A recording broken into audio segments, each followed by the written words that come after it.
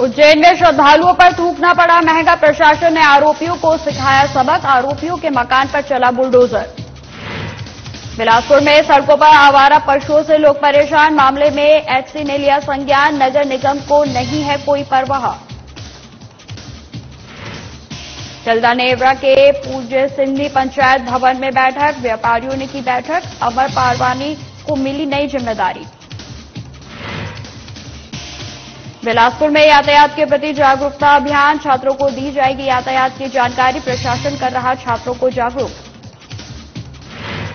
और बूंदी में भारी बारिश से उफान पर नदियों में उफान से लोगों के घरों में घुसा बाढ़ का पानी। जलभराव से लोगों को भारी नुकसान।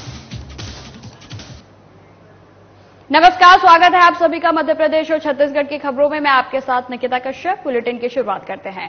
महाकाल सवारी के दौरान श्रद्धालुओं पर थूकने वाले आरोपी को आज पुलिस ने कड़ा सबक सिखाया है। आपको बता दें कि सुबह प्रशासन की संयुक्त टीम ढोल ताशे के साथ टंकी चौक पहुंची और आरोपी के घर से अवैध अतिक्रमण हटाया गया। वहीं आपको बता दें इस दौरान मौके पर भारी पुलिस फोर्स तैनात रहा।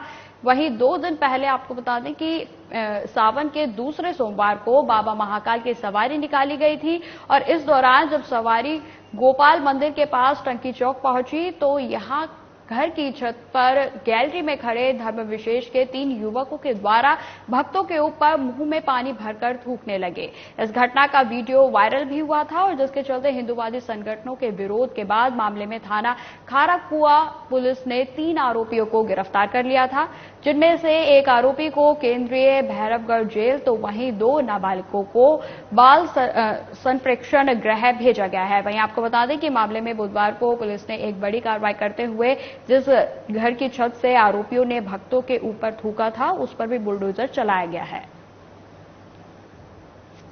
जैसा कि आप लोगों को विदित है कि पिछले दिनों एक बहुत बड़े धार्मिक आयोजन के दौरान कुछ असामाजिक तत्वों द्वारा सांप्रदायिक सौहार्द बिगाड़ने की कोशिश की गई थी, जिनके खिलाफ विधि सम्मत धाराओं में अपराध पंजीबद्ध किया गया और उक्त आरोपियों की गिरफ्तारी तत्काल सुनिश्चित की गई।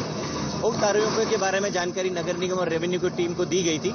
नगर निगम की टीम और रेवेन्यू की टीम द्वारा उनके द्वारा किया गया अवैध अतिक्रमण चिन्हित किया गया और आज उसे हटाने की कार्रवाई नगर निगम की टीम, रेवेन्यू की टीम और पुलिस प्रशासन द्वारा की जा रही है। फिलहाल हमारे पास एक मुख्य आरोपी के अवैध अतिक्रमण की सूचना है, तो आज उसी को हटाया जा रहा है। नहीं, ऐसा नहीं है। अवैध अतिक्रमण जब भी हटाए जाते हैं रेवेन्यू द्वारा तब उसमें मुनादी करवाई जाती है और विधि अनुरूप नियम अनुसार उसमें मुनादी करवाई गई, उसके पश्चात ही अतिक्रमण हटाया गया।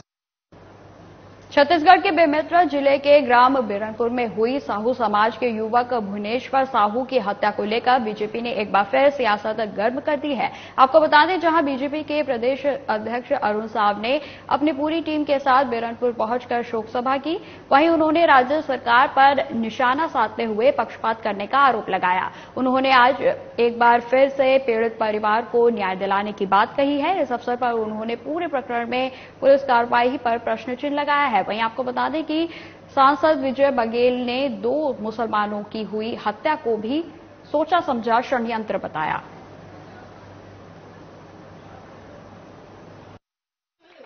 लोगों में नाराजगी है। जिस तरह से शासन प्रशासन ने कार्यवाही की है, एक तरफा कार्यवाही, एक पक्षी कार्यवाही। जो दोषी लोग हैं वो खुलेआम घूम रहे हैं। निर्दोष लोगों को प्रशासन ने जेल में डाला है और जिस प्रकार से असंवेदनशीलता यहां के विधायक और मंत्री, राज्य सरकार ने दिखाई है, इसको लेकर लोगों में खूब नाराजगी है। आज न्याय नहीं मिल रहा है, न्याय हो रहा है और इसको लेकर लोगों में खासी नाराजगी है। सर, राज्य सरकार पीड़ित परिवार को नौकरी और आर्थिक सहायता की बात कर रही है, तो क्या काफी नहीं है? देखिए, न्याय बड़ी है। एक परिवार ने अपने नौजवान बेटे को खोया है और प्रशासन की कार्यवाही से ये स्पष्ट हो रहा है कि एक तरफा कार्यवाही हो रही है, एक पक्षी कार्यवाही हो रही है। दोषी लोगों को गिरफ्तार नहीं किया जा रहा है और पीड़ित परिवार को केवल न्याय चाहिए और वो सरकार ये न्याय नहीं दे पा रही है। बेमेतरा जिले के ग्राम बिरनपुर में विवाद के चलते हुई एक हिंदू युवक और 2 मुसलमानों की हत्या ने प्रदेशव्यापी मुद्दे का रूप ले लिया था। आपको बता दें, पूरे मामले में पुलिस ने कार्रवाई करते हुए दोनों पक्षों से तकरीबन 35 से अधिक लोगों के खिलाफ मामला दर्ज किया है। वहीं बीजेपी इस पूरे मामले को एक बार फिर हवा देती हुई नजर आ रही है। आपको बता दें कि प्रदेश सरकार द्वारा जहां पीड़ित पक्ष को 10 लाख की आर्थिक सहायता सहित परिवार के एक सदस्य को सरकारी नौकरी देने का ऐलान कर दिया गया है, तो वहीं बीजेपी इस समय छत्तीसगढ़ में जिस प्रकार से मुद्दा विहीन है, कहीं न कहीं इस मामले को लेकर सत्ता तक पहुंचने की कोशिश कर रही है। इस मामले को लेकर आज बीजेपी प्रदेश अध्यक्ष अरुण साव, सांसद विजय बघेल, पूर्व विधायक लाभचंद बाफना सहित तमाम बीजेपी के पदाधिकारियों ने बिरनपुर पहुंचकर भुवनेश्वर साहू के परिजनों से मुलाकात की और पार्टी की ओर से 10 लाख की आर्थिक मदद दी गई।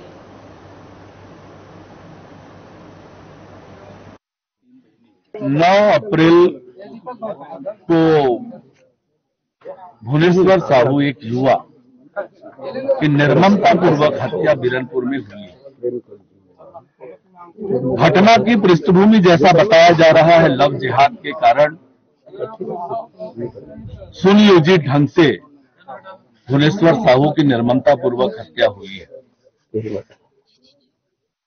और ये छत्तीसगढ़ में ऐसी निर्ममतापूर्वक हत्या की पहली घटना है और इसलिए पूरा प्रदेश इस घटना को लेकर स्तब्ध है। और अब तक इस घटना को लेकर जो प्रशासन की कार्यवाही है एकदम एकतरफा है।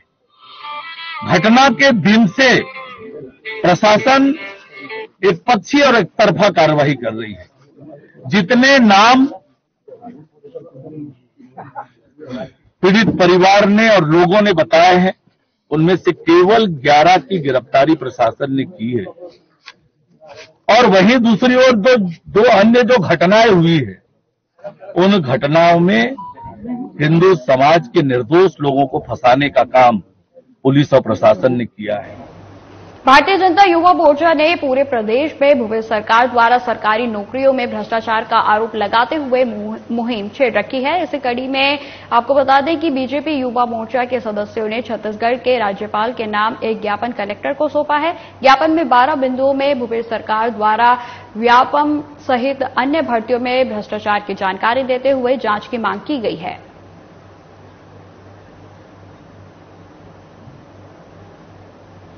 भारतीय जनता युवा मोर्चा रायगढ़ के द्वारा आज छत्तीसगढ़ के प्रदेश कांग्रेस सरकार के द्वारा जिस तरह के युवाओं को छलने का हमेशा काम किया है, उसी तरह से उन लोग नए एक उनका शिक्षा जगत को चरितार्थ उजागर करते हुए यह व्यापम घोटाला सामने आया है।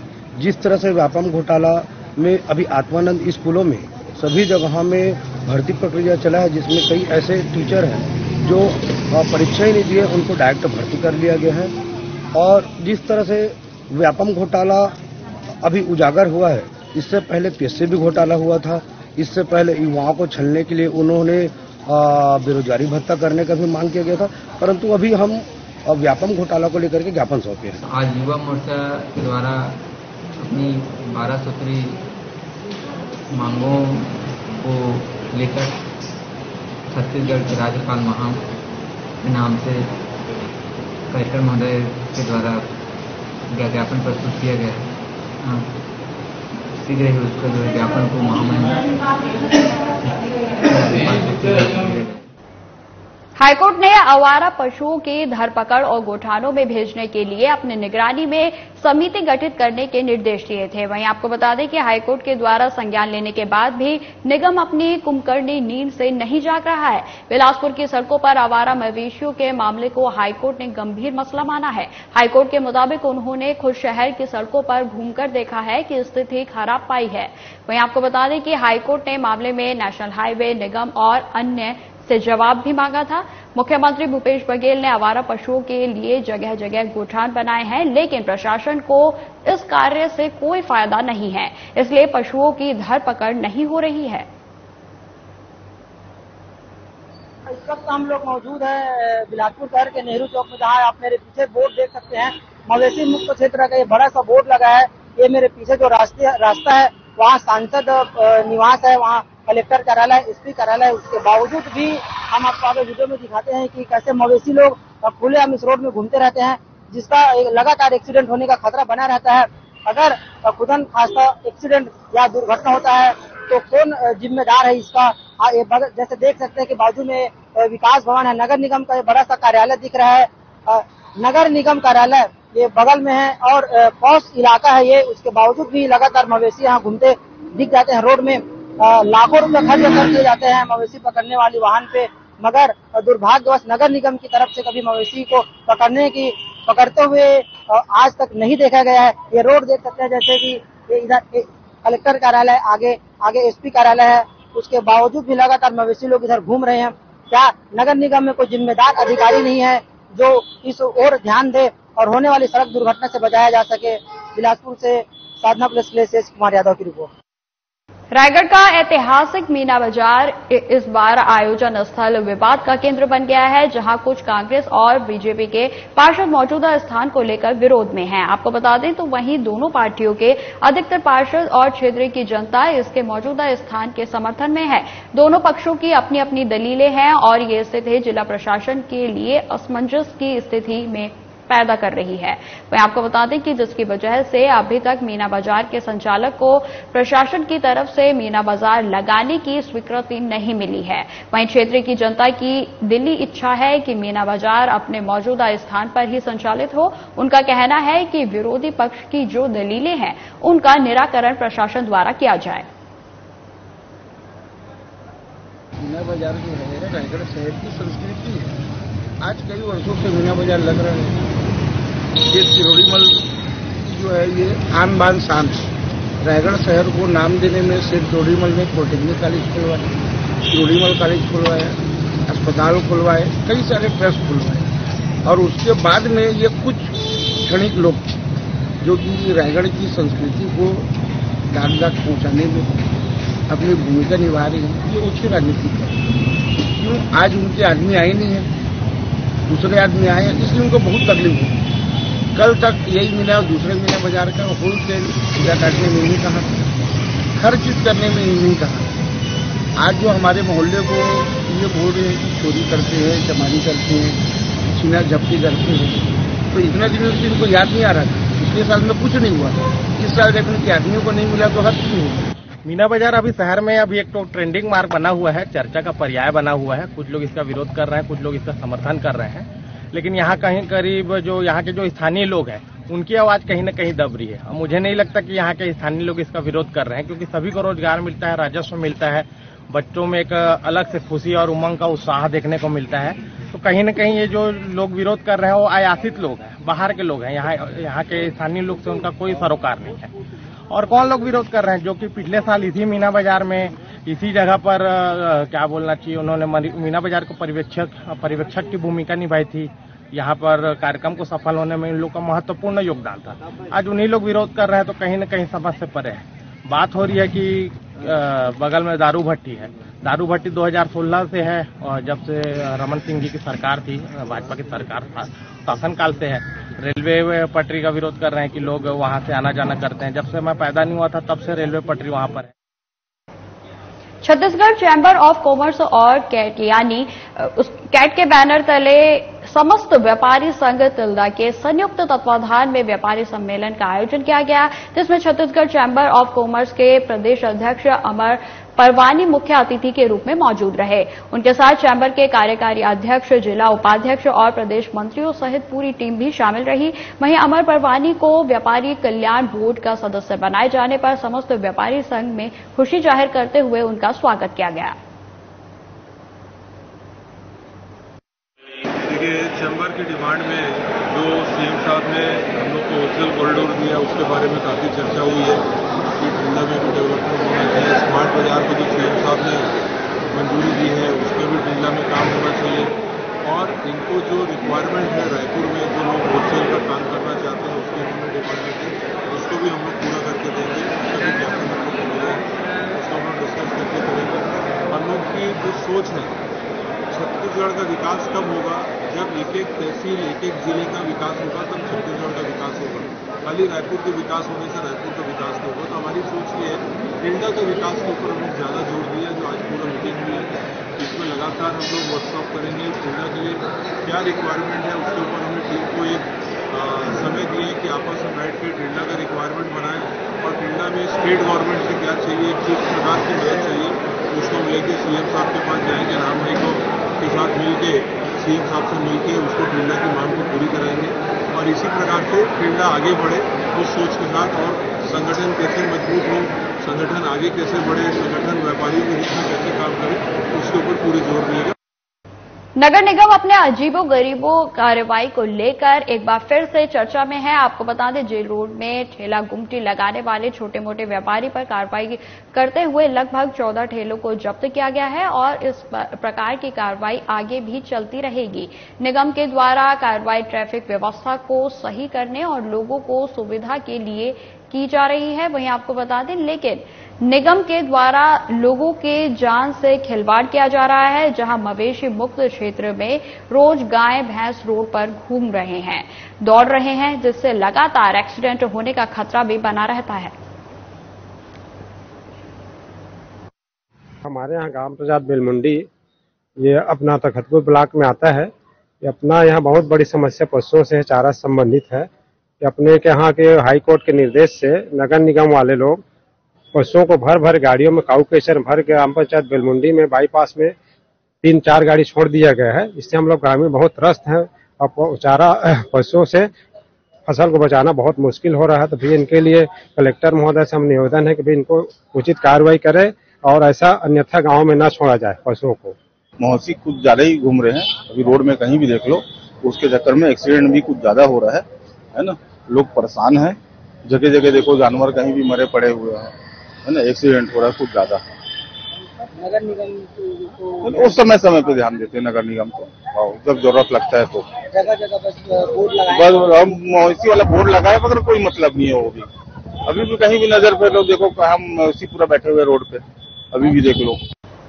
बिलासपुर के सभी स्कूलों में छात्र छात्राओं के बीच यातायात की सुरक्षित जानकारी पहुंचाई जाए, जिसको लेकर पुलिस अधीक्षक संतोष सिंह की इस परिकल्पना के अनुसार आज यातायात बिलासपुर के द्वारा सरस्वती शिशु मंदिर तिलकनगर बिलासपुर में यातायात की पाठशाला आयोजित की गई। उप पुलिस अधीक्षक यातायात संजय साहू ने बताया कि हर साल की तरह इस साल भी हमें जिला शिक्षा अधिकारी कार्यालय से संपूर्ण जिले के स्कूलों के लिए यात्रा शिक्षा की समय सारणी प्राप्त हो चुकी है, जिसके अनुसार हम नियमित रूप से सभी स्कूलों में यातायात जागरूकता कार्यक्रम का आयोजन करेंगे। इसी क्रम में जिला रोड सेफ्टी सेल यातायात के सब इंस्पेक्टर उमा शंकर पांडे ने छात्र छात्राओं को सड़क दुर्घटना के कारण निवारण, नवीन मोटर व्हीकल एक्ट के प्रावधान और सड़क दुर्घटना में घायल हुए व्यक्ति को तत्काल अस्पताल ले जाने संबंधित गुड सेमी रिटर्न की विस्तार से जानकारी दी।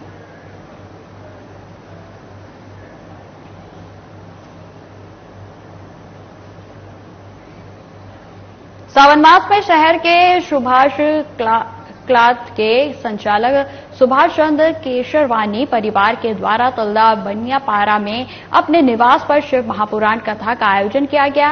ये कथा 18 जुलाई से शुरू होकर 27 जुलाई तक चलेगी। वहीं आपको बता दें कि शिव महापुराण आयोजन की शुरुआत के पहले दिन शहर में धूमधाम से कलश यात्रा निकाली गई। बाजे गाजे के साथ निकाली कलश यात्रा में बड़ी संख्या में महिला श्रद्धालु और बच्चे ने हिस्सा लिया। वहीं आपको बता दें कि कलश यात्रा में भगवान शिव की झांकी भी नजर आई। शिव महापुराण कथा का शुभारंभ भव्य कलश यात्रा के साथ किया गया।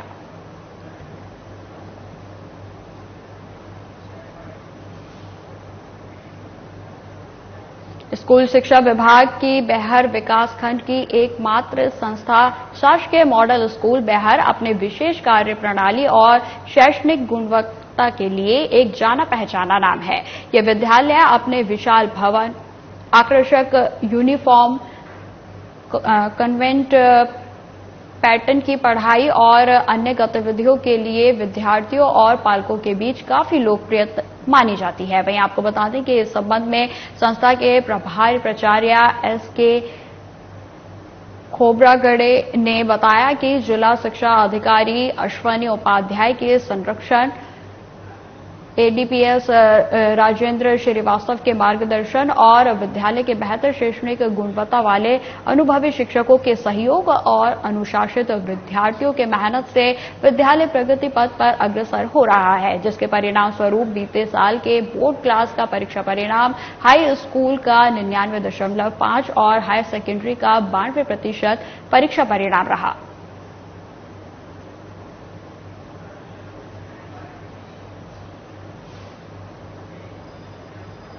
मुंदी मांधाता क्षेत्र के देर रात को हुई भारी बारिश के कारण कावेरी नदी और अजनाल नदी जो ओंकारेश्वर जलाशय बांध में मिलती है, भारी बारिश से उफान पर आ गई है। आपको बता दें, रिचपल और अटूट ग्राम में लोगों के घरों में बाढ़ का पानी घुस गया है, जिससे लोगों को भारी नुकसान उठाना पड़ रहा है।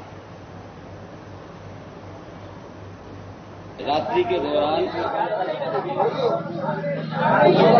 हमारे अजनाल और कावेरी ये दो नदियों में भयंकर वर्षा की वजह से, भयंकर पानी की वजह से अभी हम घूम रहे हैं पूरे गांव में। हमारे बुजुर्गों का बताना है कि इस प्रकार का विगत 100 साल से इतना पानी कभी नहीं गिरा, न इतनी बाढ़ की भयावह स्थिति बनी है। अभी हम अटूट में हैं, पूरा प्रशासन, कलेक्टर साहब भी आ रहे हैं, एसडीएम साहब घूम रहे हैं, सीओ मैडम भी है और जितना भी अमला है, एमपीपी के एसी साहब भी आ रहे हैं, खुद के तिवारी जी भी आ रहे हैं, सारा अमला यहाँ पे आ रहा है और ये भयावह स्थिति अनायास ये बनी है। रात को भी जैसे ही कलेक्टर साहब से बात हुई, सबसे पहले तो ओंकारेश्वर के गेट खुलाने की व्यवस्था प्रशासन की ओर से, हमारे सोलंकी जी एसडीएम साहब, मैंने अपने हमारे जनप्रतिनिधि संजू भाई ने, सारे लोगों ने कलेक्टर साहब से संपर्क किया और उनने सीधा जबलपुर बात कर गेट खुलवाने का पहला प्राथमिक पे काम किया। जी बिल्कुल, रात भर से भारी बारिश हुई। करीब जो है हमारे 8 से 10 गांव प्रभावित हुए हैं। वहां पे हमारे राजस्व विभाग का सर्वे दल है, वो अभी मौके पे जा रहा है और निरीक्षण कर रहा है। जहां जहां नुकसानी है उसका आकलन कर उसका नियमानुसार आरबीसी 6 के तहत सहायता प्रदान की जाएगी। रात में लगभग 1:30 बजे के बाद में ऐसा लगा जैसे कि बादल ही फट गए। इतनी तेज बरसात कि गांव वाले समझ पाते, उसके पहले नदी ने अपने किनारे छोड़ना चालू कर दिया और जब तक हम भग के नदी किनारे 2:30 बजे के करीब आते हैं, पानी जैसे ही बंद हुआ और आए, तो जब तक वो गांव में घुस ही रहा था पानी। और हमारे देखते ही देखते लगभग 5 मकान तो देखते ही देखते हमारे सामने बह गए, जिसमें मोटरसाइकिल, उनके दैनिक दिनचर्या का सामान, पूरी गृहस्थी बह गई। यहाँ तक कि जब सामने जो रोड कंपनी के जो वाहन खड़े थे, वो भी ऐसे जैसे कि माचिस की डिब्बी जैसे टैंकर हो, चाहे डंपर हो, चाहे जेसीबी हो, चाहे ट्रैक्टर हो, ऐसे बहते हुए देखे जाए। जो आप पीछे यदि देखेंगे तो 1-1 किलोमीटर तक वो यहाँ से गए हैं बेके, और 2 टैंकर का तो अभी तक पता नहीं। ये रात के 3 बजे की घटना है। 3 बजे लगभग जब आसपास क्षेत्र में हल्ला चालू हुआ कि भाई पानी आ गया, पानी आ गया, तभी धीरे धीरे इक्का दुक्का लोग जगे और सभी ने अपने आसपास घरों में देखा कि पानी भरना शुरू हो गया। मेरी दुकान है ग्राम अटूट खास में, गुरु कृपा फोटोकॉपी ऑनलाइन दुकान है। यहाँ पर जब मैंने आके देखा तो दुकान के अंदर पानी घुसने ही वाला था। जैसे मैंने सामान को इधर उधर करने की कोशिश करी, तब तक पानी आ चुका था। अब अगर मैं दुकान को बचाने की कोशिश करता तो मैं भी बह के जा सकता था उसमें, इतना तेज बहाव शुरू हो गया था। जैसे तैसे बचाव करा और अपने घर की तरफ निकला और घर पे सुरक्षित पहुंचा। छत्तीसगढ़िया ओलंपिक का आगाज गौरदंड, छोटे डोंगर, नारायणपुर और गौरदंड पंचायत स्थित राजीव गांधी युवा मैदान क्लब द्वारा आयोजित छत्तीसगढ़ ओलंपिक के तहत ग्रामीण स्तरीय खेल जारी रखते हुए पिट्टू, रस्साखींच, कबड्डी, 100 मीटर की दौड़, महिला पुरुष का खेल संपन्न हुआ। वहीं आपको बता दें कि समस्त प्रतियोगी और ग्रामीणों ने मुख्यमंत्री भूपेश बघेल और नारायणपुर विधायक चंदन कश्यप का आभार व्यक्त करते हुए छत्तीसगढ़ ओलंपिक में बढ़ चढ़कर भाग लिया। इस आयोजन से युवा पीढ़ी को अपने मन से कार्य करने का अधिकार मिला। तो आपको बता दें कि लगातार जो छत्तीसगढ़ की सरकार है उनके द्वारा खेल के खेलों को बढ़ावा देने के लिए जो है तरह तरह की योजनाएं और तरह तरह के जो खेल हैं उनका आयोजन किया जाता है। इसे मैं आपको बता दें कि छत्तीसगढ़ीय ओलंपिक में कई तरीके के जो खेल हैं उनको शामिल किया गया है, जिसमें रस्सा कूद हो, दौड़ हो और ओलंपिक के कई अन्य खेल हो। वहीं आपको बता दें कि इन ओलंपिक के खेलों में छात्र छात्राओं का जो उत्साह है वो देखने को मिल रहा है, जिसमें छात्र छात्रा जो है बढ़ चढ़कर हिस्सा भी ले रहे हैं। ये तस्वीरें हम आपको छोटे डोंगर की दिखा रहे हैं, जहां विद्यार्थियों के द्वारा, छात्र छात्राओं के द्वारा बढ़ चढ़कर हिस्सा लिया गया है और जिसमें कई प्रतिभागी जो है उत्साह के साथ यहां पर खेलते हुए नजर आए। फिलहाल इस बुलेटिन में इतना ही। खबरों की और भी जानकारी के लिए बने रहे हमारे साथ। नमस्कार।